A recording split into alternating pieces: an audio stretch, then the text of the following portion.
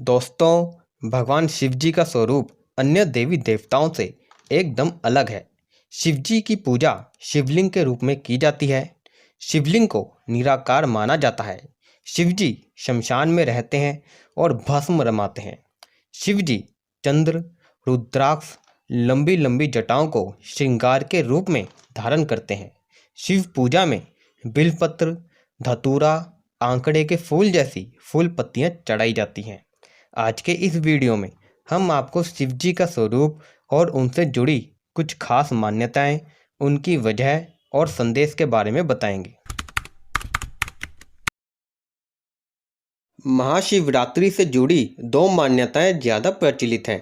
पहली, इस दिन शिव जी और मां पार्वती का विवाह हुआ था। दूसरी मान्यता ये है कि इसी दिन ब्रह्मा जी और भगवान विष्णु जी के विवाद को शांत करने के लिए शिव जी शिवलिंग के रूप में प्रकट हुए थे। जल की धारा शीतलता देती है। समुद्र मंथन के समय शिवजी ने विष पान किया था। उस विष की वजह से शिवजी के शरीर में गर्मी बहुत अधिक बढ़ गई थी। उस गर्मी को शांत करने के लिए शिवलिंग पर जल की धारा चढ़ाई जाती है। शिवजी को बिल्वपत्र, दूध, दही, घी आदि चीज़ें भी इसलिए ही चढ़ाई जाती हैं क्योंकि ये शीतलता देती हैं। शिवलिंग को शिवजी का निराकार स्वरूप माना जाता है।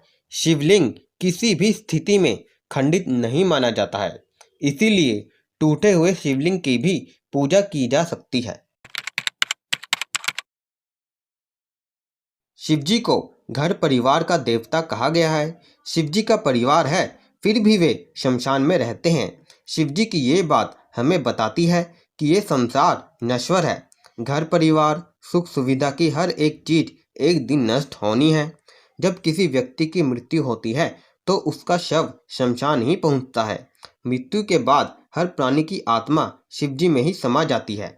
शमशान वैराग्य का प्रतीक है। हमें घर संसार में रहते हुए अपनी जिम्मेदारियां पूरी करनी है, लेकिन किसी से बहुत ज़्यादा मोह नहीं रखना है। शिवजी त्रिशूल हमेशा साथ रखते हैं। त्रिशूल के तीन नुकीले सिरे तीनों कालों, भूत, भविष्य और वर्तमान के प्रतीक हैं। तीनों कालों पर शिवजी का नियंत्रण है। त्रिशूल तीन गुणों का भी प्रतीक है, सत, रज और तम। सत यानी सात्विक, रज यानी सांसारिक और तम यानी तामसिक। शिवजी का इन तीनों गुणों पर भी नियंत्रण है। हमें भी इन तीनों गुणों पर काबू रखना चाहिए। समुद्र मंथन में सबसे पहले विष निकला था।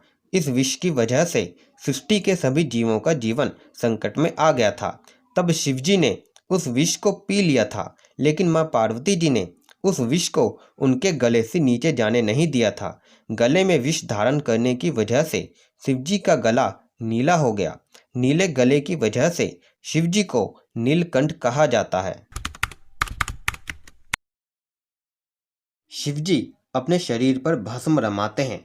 भस्म यानी राख इस संसार का और हर एक प्राणी का सार है। ये पूरी सृष्टि जब भी नष्ट होगी तो अंत में राख ही बचेगी।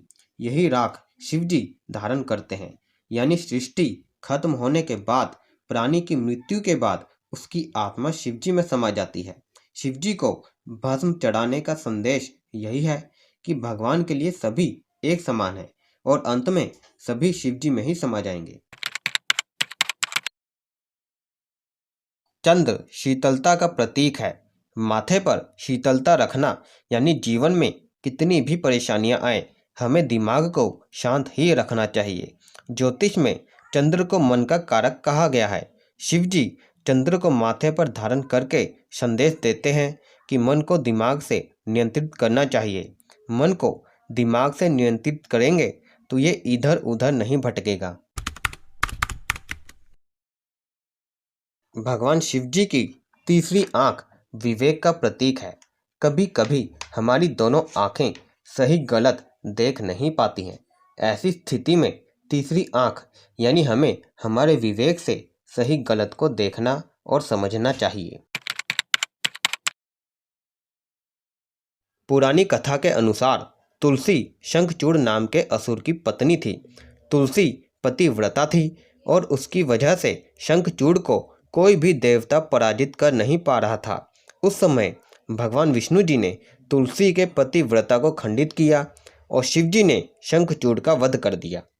आशा करता हूँ कि आपको ये वीडियो और ये जानकारी दोनों अच्छी लगी होंगी और आपके लिए फ़ायदेमंद होंगी। तो दोस्तों अब हमें आज्ञा दीजिए।